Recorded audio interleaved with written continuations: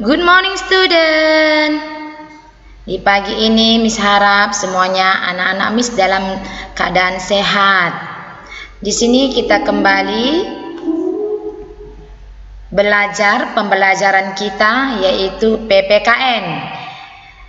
Pembelajaran kita PPKN tentang hidup rukun di rumah, subtema yang pertama di ajaran baru. Jadi yang kita pelajari di sini yaitu tentang mengidentifikasikan hubungan antara simbol dan sila-sila Pancasila dalam lambang negara Garuda Pancasila. Di sini sudah Miss lampirkan gambarnya. Coba perhatikan ya nak. Miss tahu anak-anak Miss yang ada di rumah pastinya sudah sering melihat atau sudah mengenal gambar Garuda Pancasila.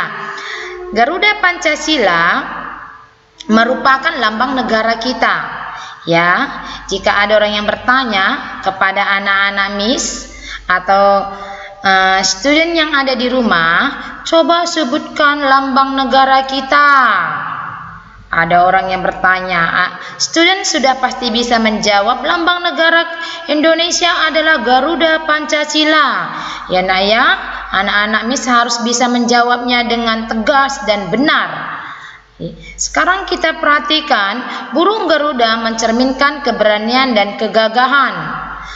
Ini bisa diartikan ke dalam kehidupan kita, di mana anak-anak Miss juga jika rajin belajar, pastinya menjadi anak yang pintar dan anak yang juara. Itu juga bisa dikatakan anak yang pemberani dan gagah.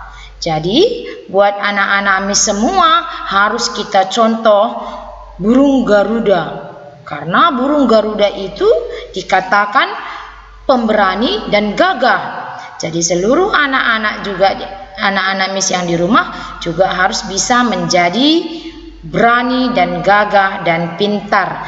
Dalam Garuda Pancasila juga terdapat beberapa simbol dan sila yang terkandung di dalamnya. Di sini kita bahas simbol-simbol atau lambang yang ada di dalam burung Garuda Pancasila itu bisa kita lihat di gambar yang sudah Miss lampirkan di samping. Coba kita perhatikan sama-sama ya. Lambang yang pertama yaitu bintang, yang kedua rantai, yang ketiga pohon beringin, yang keempat kepala banteng, yang kelima kapas dan padi.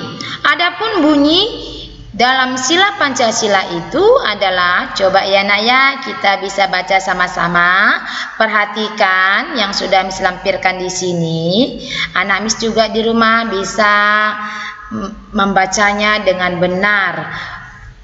Bunyi yang pertama yaitu ketuhanan yang Maha Esa, yang kedua kemanusiaan yang adil dan beradab, yang ketiga persatuan Indonesia, yang keempat kerakyatan yang dipimpin oleh hikmat dan kebijaksanaan dalam permusyawaratan perwakilan, yang kelima keadilan sosial bagi seluruh rakyat Indonesia.